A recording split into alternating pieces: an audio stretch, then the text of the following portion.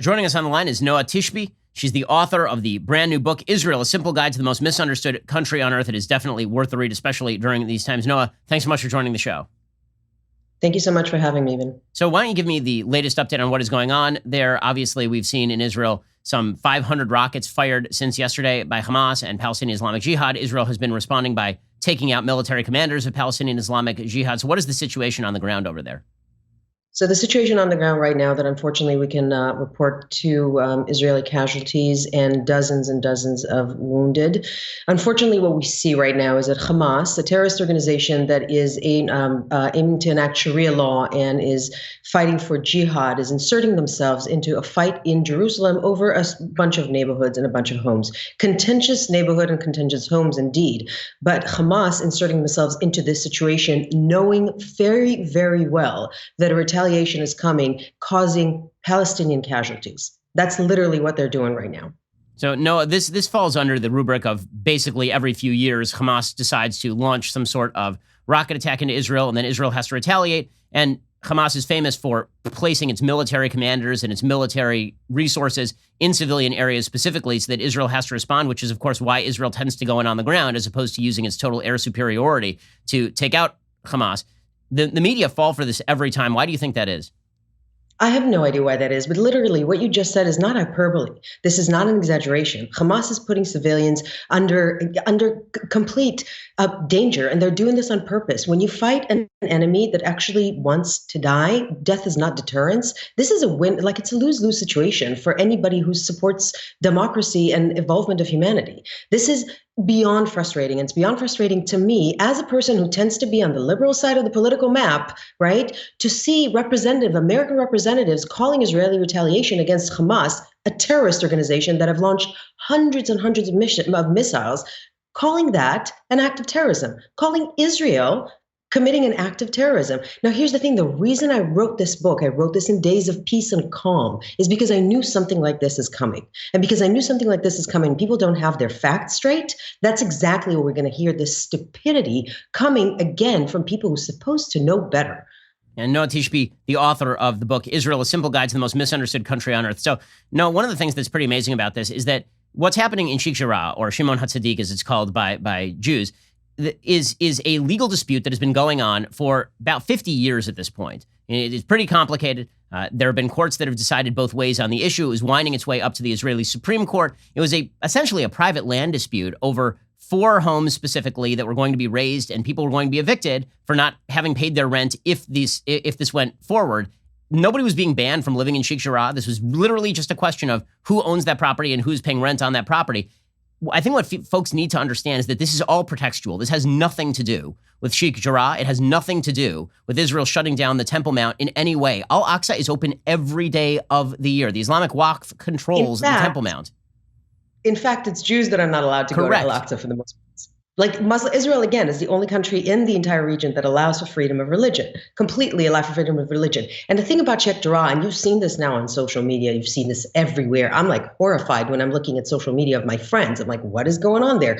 It is a civil dispute over a few homes. Okay, now obviously, fringes from both sides have jumped into this tiny neighborhood in order to turn this into some sort of a staple of the entire conflict. But it's not true. And what's happening internationally, it's flaming the fires of the conflict. What's happening within radicals within the region, it's flaming the conflict within the region. And there's no need for that. But again, when Muhammad Duff from Hamas is saying, we're going to retaliate for putting Al-Aqsa in danger, and the Israelis are like, what danger in Al-Aqsa? Like, we're allowing you to pray here. This is literally the only, if there was a temple inside Gaza, it would have been leveled by now, right?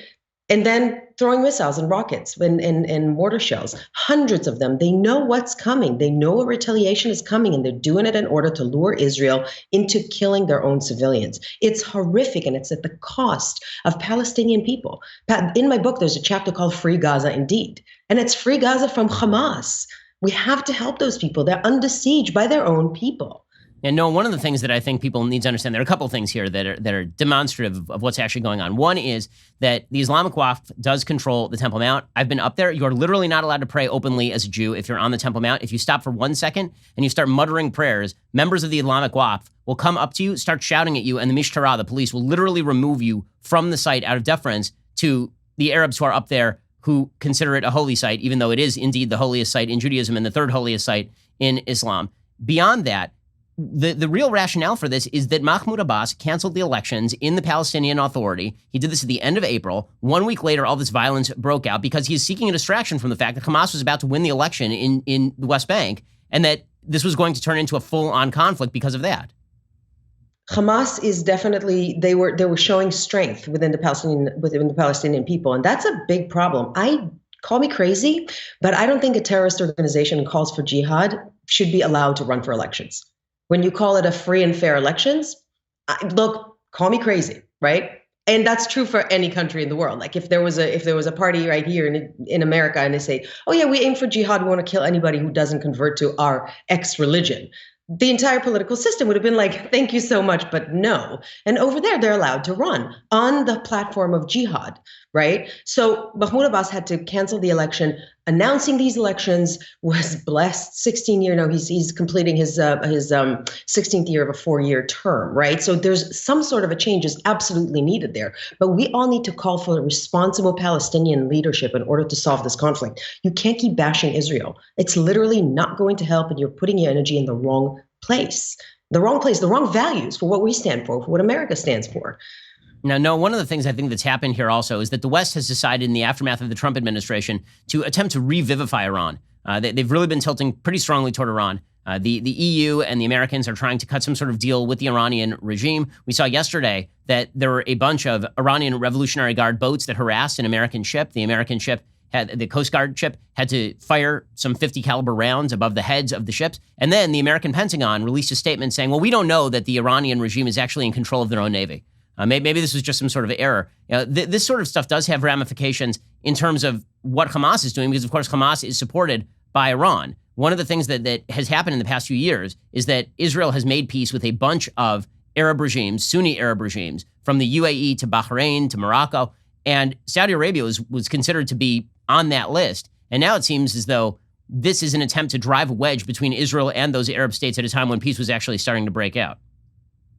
Because again, the radicals in the region, they're against peace. So is BDS. They're literally against that peace agreement. Look, discounting Iran and saying that Iran, maybe they're okay, is a big mistake. The Israeli intelligence community, as it came out after the withdrawal from the Trump administration withdrawal from the nuclear agreement, was not in favor of withdrawing from the nuclear agreement. However, after we have, getting back to it is a big mistake, and putting maximum pressure is the way to go. Iran is a horrible entity within the region. They are the ones who are behind Hamas sponsorship. And also, look, Hezbollah is the one who has tens of thousands of missiles that are pointed at Israel. Let's see what happens there. Okay? So we have to put maximum pressure on that regime and not for a second let them think that we believe any of their lies. This sort of stuff happens, as I say, every few years. It seems to always end with some sort of ceasefire that sort of drifts down into nothing. It seems like that is, again, the most likely scenario here, because if Israel were to actually attempt to decapitate the Hamas regime, number one, it's unclear who exactly would take Hamas's place. And number two, the rest of the world would be very upset with Israel for taking out a terrorist group. So how does this end? Well, I have no idea. But again, this is a terrible cycle of violence, because Hamas has no intention of actually resolving this. Hamas does not want Israel around. Hamas is committed to destructing Israel. And they got patience. They're going to keep doing this every couple of years, because they know at the end of the day, they are the ones who are going to regrettably have more casualties because of Israel's military might. And they're the ones who are going to win points within the international community, because they're going to sit there and be like, all right, we got all this, look at us, we got all these casualties. Yes, but you started this conflict. Muhammad inserted himself into this conflict in Jerusalem, saying Al-Aqsa is in danger. Where did he come up with that? It's an invented conflict in order to cause as many casualties as possible. And you can see that on the Temple Mount. Again, I keep coming back to this. They were literally bringing piles of stones into the Al-Aqsa Mosque. If you want to talk about people who are defacing holy sites, when I go to shul, when I go to synagogue, I have never brought a stone inside shul. It's not a thing that I do, knowing the cops are going to show up. They brought fireworks in there. I saw they set a tree on fire over on the Temple Mount complex. They were building barricades to prevent the Israeli police from coming in. There are 0 Jews up there who are not the police. Of course, and that's what they do. They throw the stones and the rocks outside. They're trying to flame the fire. And then the police, the Israeli police, bursts in to try and calm things down. And of course, on social media and American media, as Israeli police breaks into Al-Aqsa. This doesn't happen in a vacuum. This doesn't happen out of nowhere. And of course, it's all happening in the political backdrop of what's happening, of forming the government, of change government. This is horrible, as always. Conflict is always, it's always a terrible time for conflict. But this is a horrific time. And again, they're doing this again. This is what they are planning. This is their intention. Their intention is to get as many casualties as possible on the Palestinian side and make Israel look like the Death Star again. So, no, I mean, let's talk about that for just a second. One of the weird sort of timing issues here is that Israel was right about to form apparently some sort of unity government between Naftali Bennett and Yair Lapid, and that was going to be supported either from the inside or from the outside by the Ram Party, which is a major Arab party. It's led by Mansour Abbas. Now Abbas has declared that he is going to basically declare a moratorium on any talks, which prevents the formation of any new Israeli government moving Benjamin Netanyahu off to the side. What are the ramifications of this for the possibility of forming a unity government? Because again, that unity government can't be formed without Abbas supporting it from the outside. It's got to be very difficult for Abbas, who's the head of the Arab party, to side with any unity government in time of conflict. First of all, I want to just point out how extraordinary this is for everybody that calls Israel an apartheid state. What a terrible apartheid state to actually be having Arab parties being a huge part of the Israeli coalition, such that they're the ones who decided whether or not the Netanyahu party is going to be formed or not. They're the ones who are going to decide right now. They have a huge political power, which is blessed and is going to continue to grow. So that's number one. His statement is an interesting one because he said we're going to withhold talks until calm.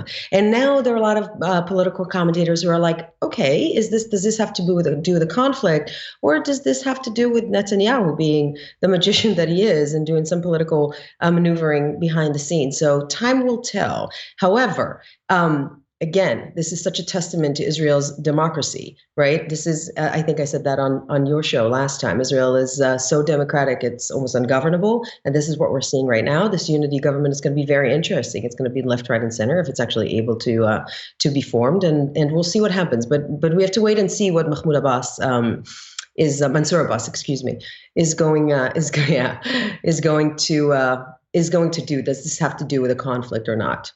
Look, at the end of the day, this conflict is not helping anybody other than the terrorist organization, Hamas. Nobody wants casualties on any of the sides. Noa Tishby, the book is Israel, A Simple Guide to the Most Misunderstood Country on Earth. Really appreciate your time and your insight. Thank you so much.